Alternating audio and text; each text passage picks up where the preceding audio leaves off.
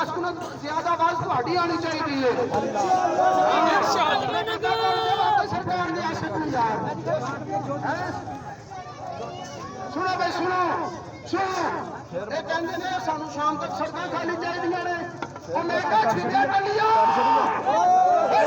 कुत्ते